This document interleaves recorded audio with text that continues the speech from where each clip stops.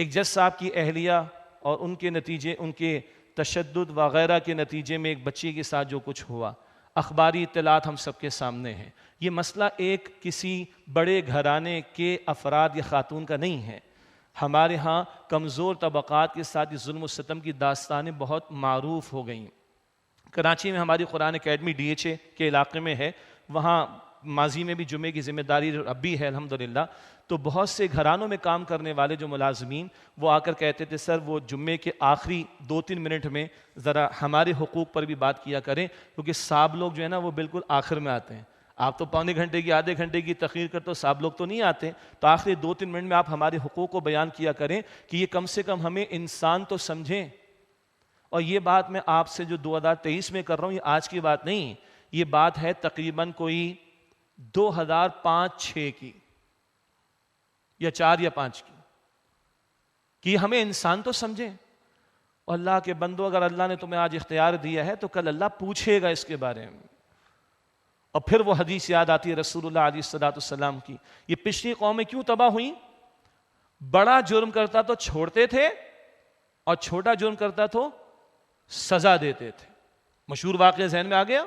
اتفاقاً اس عورت کا نام بھی فاطمہ تھا، بڑے خاندان کی تھی، چوری کی تھی، سفارش آ گئی، اللہ کے رسول کا چہرہ سرخ ہوا۔ آج ہمارے چہرے مطمئن ہیں بالکل، شریعت پامال، شریعت کے لیے کوئی سیریسنس نہیں ہے، ہمیں کوئی پریشانی نہیں۔ اور محمد مصطفیٰ علیہ السلام کو غصہ کب آتا تھا؟ میری اور آپ کی ماں عائشہ رضی اللہ تعالیٰ عنہ فرماتی ہیں جب اللہ کی حدود میں سے کوئی حد پامال ہوتی تو اللہ کے رسول کو سب سے بڑھ کر غصہ آتا۔ آپ نے فرمایا دیکھو تم سے پچھلے لوگ برباد ہوئے کہ بڑے جرم کرتے چھوڑ دیتے تھے اور چھوٹا جرم کرتا اس کو سزا دیتے تھے۔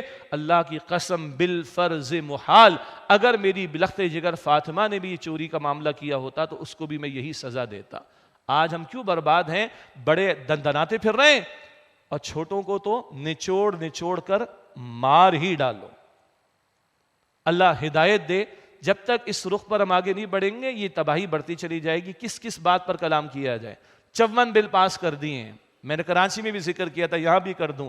ایک نہیں ان میں سے غیرت مند کہ وہ شریعت کے کسی حکم کے نفاذ کے لیے بل کی کوشش کرے لانے کی۔ ایک غیرت مند ان میں نہیں ہے جن کو سود کے خاتمے کے بارے میں پیش رفت کی فکر ہو، اور جاتے جاتے 54 بل 2 دن کے اندر 3 دن کے اندر، بڑا حوصلہ۔ پچھلے والے بھی 33 پاس کر دیا کرتے تھے۔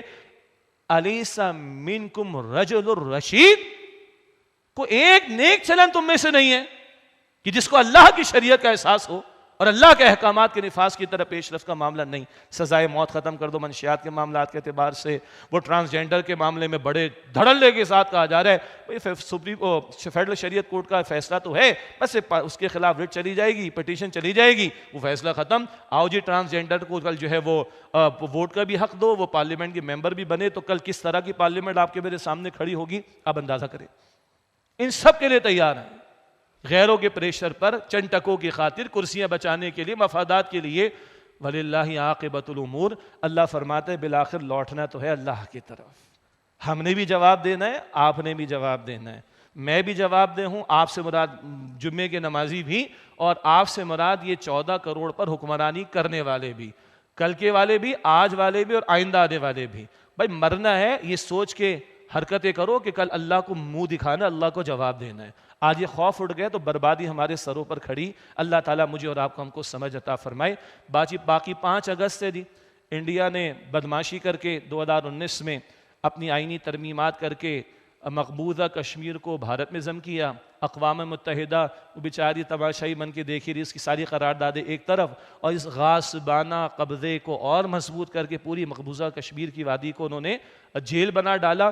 مگر دنیا کے ہیومن رائٹس کے چیمپئنز کو یہ ظلم نظر نہیں آتا، یہ ظلم ان کو نظر نہیں آتا۔ اسرائیل کرے فلسطین کے مسلمانوں کے ساتھ، اور یہ ہندو کرے مسلمانوں کے ساتھ کشمیر کے اندر، کیوں؟ اسلام اور اسلام والوں سے دشمنی۔ یہ تو ہے ان لوگوں کا، مغربی معاشروں کے لوگوں کا مکروہ چہرہ جو کھل کھل کر سامنے آ رہا ہے۔